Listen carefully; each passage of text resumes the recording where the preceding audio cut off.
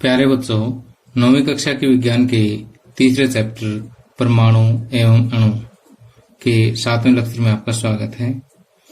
आज इस लेक्चर में हम मोल संकल्पना पर आधारित यानी मोल कंसेप्ट पर आधारित एनसीईआरटी में दिए गए बहुत ही महत्वपूर्ण क्वेश्चन करेंगे।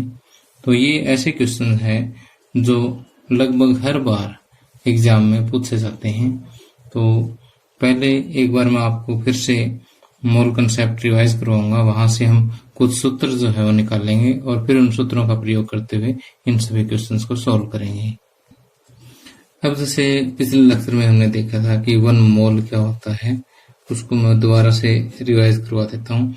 1 मोल यानी 1 मोल जो है वो पदार्थ की मात्रा की इकाई है, और 1 मोल जो है आप संख्याओं के रूप में भी लिख सकते हैं और द्रव्यमान के रूप में भी लिख सकते हैं। संख्याओं की बात अगर हम करें तो 6.022 गुणा 10 की पावर 23 इतने कण जो है, अगर पदार्थ जो है अणुओं से मिलकर बना है तो इतने अणु, और अगर पदार्थ जो है परमाणुओं से मिलकर बना है तो इतने परमाणु जो है वो 1 मोल के बराबर है। जैसे मैं उदाहरण लेता हूं कि H2O का 1 मोल, H2O का 1 मोल जो है उसमें 6.0 H2O के 6.022 गुणा 10 की पावर 23 अणु होते हैं। ठीक, तो ये 1 मोल के बराबर है। ये तो हो गया संख्या के रूप में। अगर द्रव्यमान के रूप में ले तो इसका मोलर द्रव्यमान या ग्राम अणु द्रव्यमान के रूप में लेंगे। और ये आपको पता है कि पानी का जो अणु द्रव्यमान है 2 + 16 18 होता है, तो 18 ग्राम पानी के बराबर भी जो है वो क्या होगा, 1 मोल होगा। और देखिए ये भी 1 मोल है, ये भी 1 मोल है। इसका मतलब 18 ग्राम पानी में अगर हम अणुओं की संख्या देखेंगे तो 6.022 गुणा 10 की पावर 23 अणु मिलेंगे। ठीक, तो इस चित्र से आप ये समझ सकते हैं कि हम मोल को संख्या में, संख्या को मोल में बदल सकते हैं, मोल को ग्राम में, ग्राम को मोल में बदल सकते हैं। इसी तरह से संख्या को ग्राम में, ग्राम को संख्या में भी बदल सकते हैं। तो यहां से देखिए कि आपके पास कितने तरह के नंबर निकलोगे, 1 2 3 4 5 और 6। तो यहाँ पर आप 6 तरह के संख्यात्मक प्रश्न कर सकते हैं कि संख्या को मोल में, मोल को संख्या में, मोल को ग्राम में, ग्राम को मोल में, संख्या को ग्राम में, ग्राम को संख्या में बदल सकते हैं। ठीक, अब देखिए यहाँ पानी तो 91 यौगिक हो गया। अगर मान लीजिए आपको एक सिंपल पदार्थ, सिंपल एक तत्व दे रखा है, तो इसी तरह से हम एक और उदाहरण लेते हैं। जैसे वो हम एटॉमिक सब्सटेंस का ले लेते हैं, जिसमें जो परमाणुओं से बना है, यानी एक तत्व का एग्जांपल ले लेते हैं कि जैसे ऐसे किसका, सोडियम का ले लेते हैं। सोडियम का 1 मोल, सोडियम का 1 मोल संख्या के रूप में ले तो सोडियम के 6.022 गुणा 10 की पावर 23 इतने परमाणु होंगे। ठीक, यानी इतने परमाणु जो है सोडियम के 1 मोल के बराबर होंगे। ठीक, अब यहाँ पर जैसे हमने मोलर मास या ग्राम अणु द्रव्यमान लिया था, यहाँ पर ग्राम परमाणु द्रव्यमान लिया जाएगा। अब जैसे सोडियम का परमाणु द्रव्यमान कितना होता है, 23 यूनिट होता है, और ग्राम परमाणु द्रव्यमान 23 ग्राम हो जाएगा। ठीक, तो 23 ग्राम किसके, सोडियम के, सोडियम के 23 ग्राम जो है वो क्या हो जाएंगे, 1 मोल के बराबर हो जाएंगे। ठीक, और 23 ग्राम में अगर परमाणुओं की संख्या देखोगे आप तो 6.022 गुणा 10 की पावर 23 मिलेगी। ठीक, तो यहाँ पर ध्यान देने वाली बात क्या है कि अगर पदार्थ जो है वो आणविक है तो इतना क्या लेंगे हम, ग्राम अणु द्रव्यमान लेंगे। और अगर पदार्थ जो है वो अगर तत्व है तो ग्राम परमाणु द्रव्यमान, ग्राम परमाणु द्रव्यमान। और ग्राम अणु द्रव्यमान को मोलर द्रव्यमान भी कहते हैं, मोलर द्रव्यमान। ठीक, अब देखिए इसी चित्र से जो है हम कुछ सूत्र निकाल लेते हैं। तो जैसे हमें कोई भी क्वेश्चन दे दिया कि पानी के जो है 100 अणुओं में 100 अणु में जो है कितने मोल है। ठीक है, 100 अणु किसके दे दिए, पानी के 100 अणुओं में कितने मोल हैं। तो देखिए हम स्टार्ट कहाँ से करेंगे कि 6.022 गुणा 10 की पावर 23 में तो कितने मोल हो जाएंगे, 1 मोल। 6.022 गुणा 10 की पावर 23 में कितने मोल हो जाएंगे, 1 मोल हो जाएगा। ठीक, और 1 में कितना हो जाएगा, 1/6.022 गुणा 10 की पावर 23 हो जाएगा। और 100 में कितना हो जाएगा, 100/6.022 गुणा 10 की पावर 23, इतने जो है वो मोल हो जाएंगे। ठीक, तो यहाँ पर देखिए कि इसी बात से एक हम सूत्र निकाल सकते हैं। क्या, यहाँ हमने देखा कि मोलों की संख्या निकाली थी। क्या निकाली थी, मोलों की संख्या।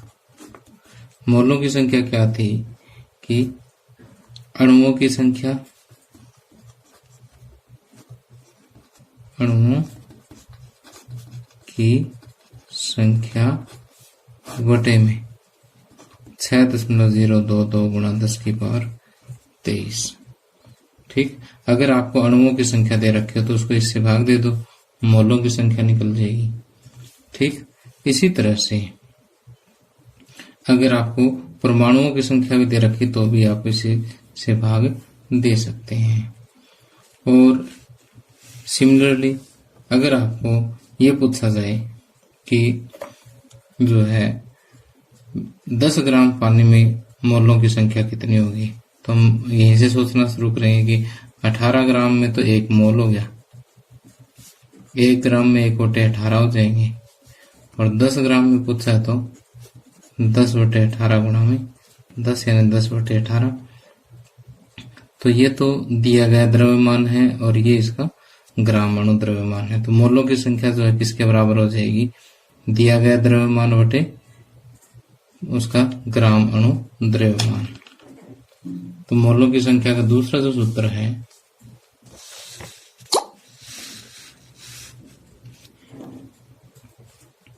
मोलों की संख्या, या सीधे मोल कह सकते हैं। मोल का दूसरा जो सूत्र है वो क्या है, दिया गया द्रव्यमान, दिया गया द्रव्यमान बटे उसका ग्राम अणु द्रव्यमान, ग्राम अणु द्रव्यमान या ग्राम परमाणु द्रव्यमान। ठीक, तो ये 2 सूत्र हो गए। अब तब देखिए यहाँ इन दोनों सूत्रों से हम एक सूत्र और लिख सकते हैं कि ये भी देखिए मोलों की संख्या के बराबर है और ये भी मोलों की संख्या के बराबर है। तो ये दोनों आपस में इक्वल रख सकते हैं हम कि अणुओं की संख्या, अणुओं की संख्या बटे 6.022 गुणा 10 की पावर 23 बराबर क्या होगा, द्रव्यमान दिया गया द्रव्यमान बटे ग्राम अणु द्रव्यमान, ग्राम अणु द्रव्यमान। अगर पदार्थ तत्व के रूप में है तो ग्राम परमाणु द्रव्यमान। ठीक, तो ये 3 सूत्र यूज करके हम जो भी हमारी बुक में जितने भी क्वेश्चन पूछे गए हैं सभी का जवाब दे सकते हैं। तो यहाँ पर हमें जो पहला क्वेश्चन पूछा गया है उसमें है कि 52 ग्राम हीलियम, 52 ग्राम हीलियम में कितने मोल हैं, मोलों की संख्या पूछी गई है।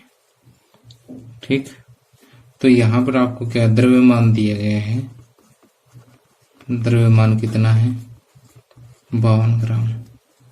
ठीक, और हीलियम का पूछा क्या मोलों की संख्या। अब देखिए कि आपके पास जब भी आप साइंस में न्यूमेरिकल करो तो आपने ध्यान ये देना है कि आपको दिया हुआ क्या है, पूछा क्या है। जो दिया गया है और जो पूछा है वो सभी की सभी क्वांटिटीज उस सूत्र में होने चाहिए, तभी वो सूत्र लगेगा। यहाँ द्रव्यमान आपको दे रखा है, मोल पूछ रखे हैं, तो द्रव्यमान और मोल। ठीक, ये दो क्वांटिटी तो मिलेगी, चाहे वो दे रखी हो चाहे पूछ रखी हो, वो सारी हम मैच करेंगे। कि मोलों की संख्या पूछ रखी है वो यहाँ पे है, द्रव्यमान है। अब ग्राम अणु द्रव्यमान यानी हीलियम का ग्राम अणु द्रव्यमान हमें पता है कि हीलियम का ग्राम अणु द्रव्यमान ये 4 ग्राम होता है। अगर आपको पहले पता नहीं है तो याद रख लेना इसको। तो अब देखिए सूत्र ये लगाएंगे, फिर मोलों की संख्या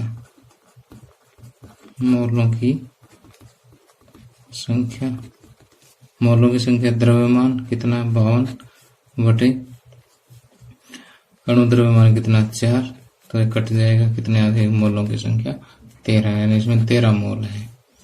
ठीक, तो आप यहाँ पर सीधा चित्र बना करके भी सवाल को कर सकते हैं कि 1 मोल और हीलियम का 1 मोल जो है वो, अब संख्या का तो यहाँ जिक्र नहीं है, द्रव्यमान का जिक्र है, तो ये 4 ग्राम के बराबर है।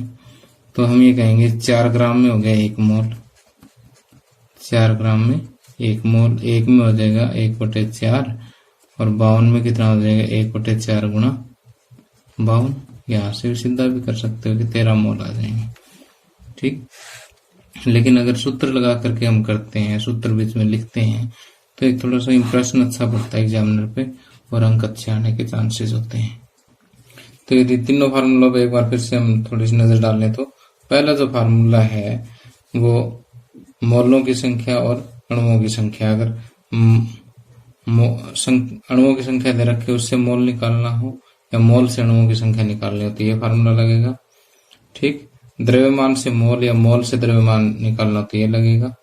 ठीक, और अणुओं की संख्या से और द्रव्यमान निकालना हो, द्रव्यमान से अणुओं की संख्या निकालना हो तो ये बड़ा फार्मूला लगेगा। तो प्रचित्र से मैंने ये तो आपको बताया था कि 6 तरह के जो है हमारे पास न्यूमेरिकल आएंगे, 6 के 6 हमारे फार्मूलों में कवर हो जाएंगे, उल्टा सीधा दोनों तरफ से फार्मूले लगेंगे। अब देखिए नेक्स्ट हमारे से पूछा है कि 12.044 गुणा 10⁻23 हीलियम परमाणुओं की संख्या में कितने मोल होंगे। यानी मोलों की संख्या पूछी है परमाणुओं की संख्या से। तो इसके लिए जो है हम यहाँ पर सूत्रों पर अगर नजर डालें तो पहला सूत्र ही फिट बैठता है कि मोलों की संख्या पूछी गई है, अणुओं या परमाणुओं की संख्या आपको दे रखी है, तो परमाणुओं की संख्या बटे 6.022 गुणा 10⁻23। तो यहाँ पर सीधा मैं लगा दूंगा कि मोलों की संख्या बराबर दी गई संख्या कितनी है 12.044 गुणा 10⁻23 और नीचे सूत्र में क्या है एवोगैड्रो संख्या है 6.022 गुणा 10⁻23। 10⁻23 कैंसिल हो जाएगा, 6 दूनी 12 12 44, ये 2 पे कट जाएगा, तो मोलों की संख्या आ गई 2। ठीक, आगे नेक्स्ट एनसीईआरटी बुक का एक एग्जाम्पल है, कहता है निम्नलिखित द्रव्यमानों का परिकलन कीजिए। 0.5 मोल N2 गैस, नाइट्रोजन गैस के 0.5 मोल में द्रव्यमान क्या है, कितना है। यानी यहाँ पर अगर हम देखें तो आपको मोलों की संख्या दे रखी है और उसका द्रव्यमान पूछ रखा है, तो मोल को द्रव्यमान में बदलना है। अब देखिए चाहे द्रव्यमान को मोल में बदलना हो चाहे मोल को द्रव्यमान में बदलना हो, सूत्र हम एक ही लगाएंगे कि मोलों की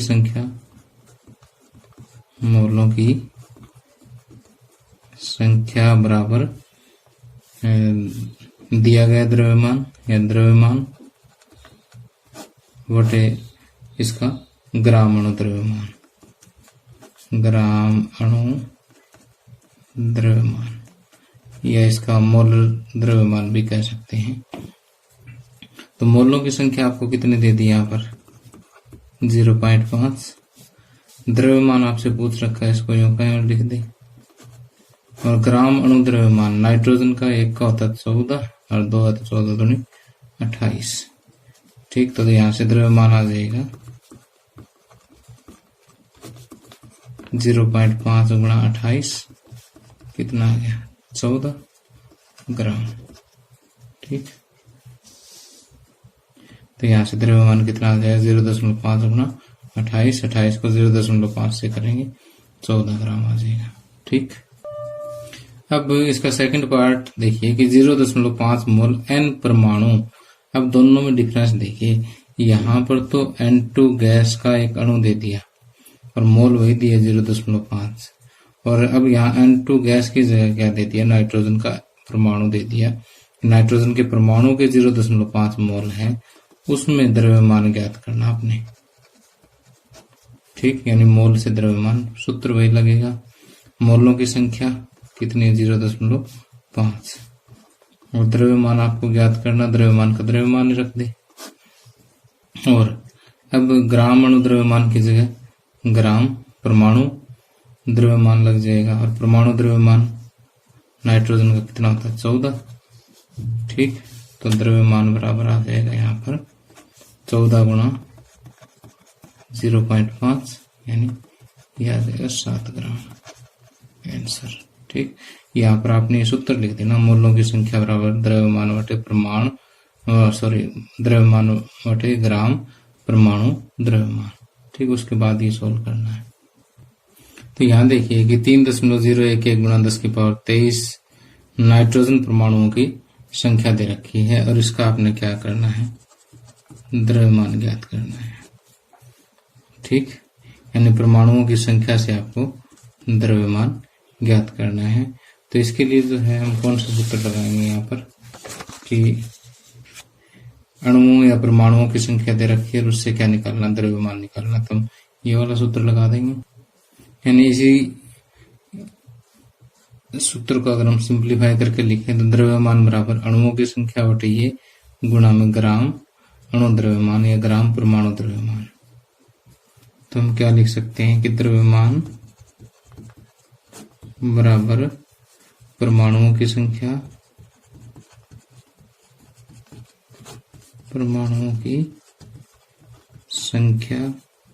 बटे 6.022 गुणा 10⁻23 गुणा जो है उसका क्या हो जाएगा ग्राम परमाणु द्रव्यमान, ग्राम परमाणु द्रव्यमान। यानी उसे सूत्र तो वही है, उसको थोड़ा रीअरेंज करके लिख दिया मैंने। तो परमाणुओं की जो संख्या है वो कितने दे रखी है 3.011 गुणा 10⁻23 बटे 6.022 गुणा 10⁻23 ग्राम परमाणु द्रव्यमान नाइट्रोजन का होता है 14 ग्राम। ये तो कैंसिल हो जाए 10⁻23 से 10⁻23 3 दूनी 6, ये आप सीधा देख रहे हो 2 पे कट जाएगा, 2 7 14 यानी 7 ग्राम आ जाएगा।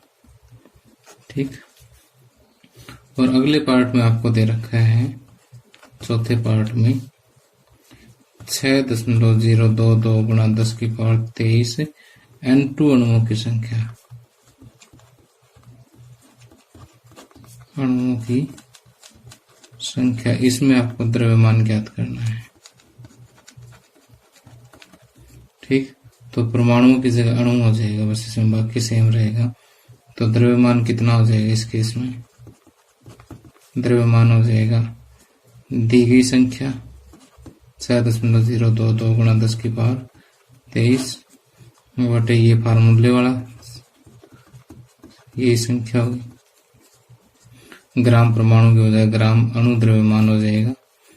तो नाइट्रोजन का होता है 28, क्योंकि 1 का 14 दूनी 28 हो जाएगा, तो आपस में कटेंगे 28 ग्राम जो है वो इसका आंसर आ जाएगा। आगे नेक्स्ट जो एग्जाम्पल हमारे पास उसमें 3 पार्ट दिए हुए हैं, और ये कहता है कि निम्नलिखित प्रत्येक में से कणों की संख्या का परिकलन कीजिए। तो यहाँ पर आपको 46 ग्राम सोडियम परमाणु दे रखे हैं, यानी द्रव्यमान दे रखा है आपको, द्रव्यमान से जो है आपको संख्या ज्ञात करनी है। और फिर ऑक्सीजन अणु का फिर से द्रव्यमान दे रखा है, फिर उससे आपको कणों की संख्या ज्ञात करनी है। यहाँ पर मोल से जो है आपको संख्या ज्ञात करनी है। ठीक, तो यहाँ हम देख सकते हैं कि द्रव्यमान से संख्या में कन्वर्ट करना है, तो जो तीसरा फार्मूला हमारा वह लगेगा कि परमाणुओं की संख्या बटे ये बराबर द्रव्यमान बटे ग्राम परमाणु द्रव्यमान। तो परमाणुओं की संख्या का सूत्र यहाँ पर इसी को रीअरेंज करके लिखते हैं कि ये जो नीचे राइट हैंड साइड में मल्टीप्लाई में चला जाएगा। तो परमाणुओं की संख्या, परमाणुओं की संख्या हो जाएगी द्रव्यमान, यानी दिया गया द्रव्यमान हो गया तो बटे ग्राम परमाणु द्रव्यमान, ग्राम परमाणु द्रव्यमान गुणा में 6.022 गुणा 10⁻23। ये जो सूत्र हो गया हमारे। अब इस सूत्र में वैल्यूज पुट करनी और कुछ नहीं है। द्रव्यमान कितना हो गया 46, ग्राम परमाणु द्रव्यमान सोडियम का कितना होता है 23 ग्राम होता है, और गुणा में 6.022 गुणा 10⁻23। 23 दूनी 46, 2 से गुणा करोगे 6 दूनी 12.044 गुणा 10⁻23। इतने जो है परमाणु आ जाएंगे। इसी टाइप से इसका सेकंड पार्ट हो जाएगा। सेकंड पार्ट में आपको दिया हुआ है कि 8 ग्राम ऑक्सीजन के अणु दे रखे हैं। क्या दे रखा है 8 ग्राम ऑक्सीजन अणु दे रखा है। तो सूत्र तो इसी की सिमिलर ही है। परमाणुओं की जगह अणु आ जाएंगे। अणुओं की संख्या कितनी हो जाएगी, अणुओं की संख्या, अणुओं की संख्या हो जाएगी। इसका द्रव्यमान कितना दे रखा है 8 ग्राम। ग्राम अणु द्रव्यमान ऑक्सीजन का हो जाएगा 16 दूनी 32, और गुणा में सूत्र में लिख रखा है 6.022 into 10⁻23। तो 8 चौके 32, बस ये लिख दो। इसको 4 से भाग देंगे तो 4 एकम 4, बचे कितने 2, 4 5 20, 0 4 5 20, 4 5 20, 1.5055 गुणा 10⁻23। ठीक है, इसको राउंड फिगर में आप ले सकते हो, 1.51 भी इसको कह सकते हो, बाकी इतना छोड़ दो तो भी सही है। आगे तीसरा पार्ट आपको दे रखा है कि 0.1 मोल कार्बन परमाणु में आपने क्या ज्ञात करना है, कणों की संख्या नहीं परमाणुओं की संख्या ज्ञात करनी है। परमाणुओं की संख्या आपने ज्ञात करनी है। तो सूत्र इसमें पहले लग जाएगा कि मोलों की संख्या, इधर अणुओं की संख्या है। ठीक, तो इधर परमाणु मोलों की संख्या बराबर परमाणुओं की संख्या बटी ये हो जाएगा। तो मोलों की संख्या बराबर परमाणुओं की संख्या बटे 6.022 गुणा 10⁻23। मोल है आपके पास 0.1, परमाणुओं की संख्या आपको ज्ञात करनी है।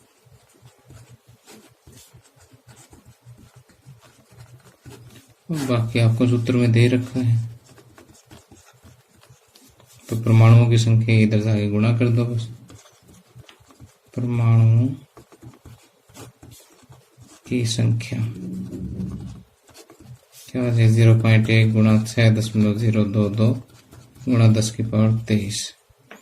ठीक, अब ये पॉइंट हटाएंगे, बटे में 10 जाएगा, वो 10 इसकी एक पावर कम कर देगा, तो 6.022 गुणा 10⁻22 ही आंसर आ जाएगा। अब देखिए यहाँ पर ये कहता है कि यदि कार्बन परमाणुओं के 1 मोल में 12 ग्राम है तो कार्बन के 1 परमाणु का द्रव्यमान क्या होगा। तो देखिए 1 मोल बराबर 12 ग्राम है। 1 मोल बराबर कितना है 12 ग्राम, यानी 6.022 गुणा 10 की पावर 23 परमाणु जो है उसमें कितना है 12 ग्राम ऑफ कार्बन है। ठीक, तो एक परमाणु में कितना हो जाएगा 12/6.022 गुणा 10 की पावर 23 कितना ग्राम हो जाएगा बस। अब एक क्वेश्चन आपसे पूछा गया है कि किस में अधिक परमाणु होंगे, 100 ग्राम सोडियम में या 100 ग्राम लोहे में। तो पहले तो इसमें मोल देख लेते हैं किसके ज्यादा बनते हैं। मोल क्या होता है, मास बाय मोलिकुलर मास, यानी द्रव्यमान बटे परमाणु द्रव्यमान। तो इसका द्रव्यमान तो कितना हो गया 100, किसके लिए कर रहे हैं अपन, सोडियम के लिए कर रहे हैं, 100/23। और दूसरा आ गया लोहा, तो लोहे का जो नंबर ऑफ मोल है, मोलों की संख्या जो है वो कितनी होगी 100/56। ठीक, तो देखो यहाँ से साफ नजर आ रहा है कि मोलों की संख्या किस में अधिक है, सोडियम में अधिक है। ठीक, मोलों की संख्या अधिक है तो जितने मोल अधिक होंगे उतनी पार्टिकल्स की संख्या अधिक होगी, तो सोडियम के अंदर जो है परमाणुओं की संख्या अधिक होगी। या यहाँ से परमाणुओं की संख्या निकालना चाहो आप, परमाणुओं की संख्या, तो ये जो 100/23 है इसको 6.022 गुणा 10 की पावर 23 से गुणा कर दो, बस मोलों की संख्या निकल जाएगी। चलो थोड़ा साफ करके दिखा देता हूँ कि यहाँ से परमाणुओं की संख्या कितना था, मोल तो ये हो गया 100/23। एक मोल में तो होते हैं 6.022 गुणा 10 की पावर 23 परमाणु, और इतने में कितने गुणा में ये हो जाएगा बस। और ये हो जाएगा सोडियम में परमाणुओं की संख्या, और यहाँ पर आयरन में परमाणुओं की संख्या कितना हो जाएगा 100/56 गुणा 6.022 गुणा 10 की पावर 23। ठीक, तो इस तरह से आप इनकी दोनों की तुलना कर सकते हो, क्योंकि नीचे हर इसमें आयरन में ज्यादा है, हर अगर बड़ा होगा तो भिन्न छोटी होगी, यानी यहाँ पर परमाणुओं की संख्या कम और इसमें परमाणुओं की संख्या अधिक होगी। तो प्यारे बच्चों, इसी के साथ ही चैप्टर समाप्त होता है। इसके अलावा जो आपके एनसीईआरटी अभ्यास के प्रश्न बच गए वो बिल्कुल आसान से हैं। उसमें जैसे यहाँ पर मोलर द्रव्यमान परिकलित करना, जैसे C2H2 का जैसे हमने पीछे किया ऐसे करना अपने 12 × 2 + 1 × 2, बस इसको सोल्व कर लेना। सल्फर में 1 का 32 होता है, 32 × 8 हो जाएगा। तो ऐसे सिंपल से क्वेश्चन बच्चे आप कर लोगे। फिर भी कोई दिक्कत हो तो मुझे इसी वीडियो के कमेंट में डाल के लिख देना, आपका जवाब दे दिया जाएगा। Thank you, have a nice day.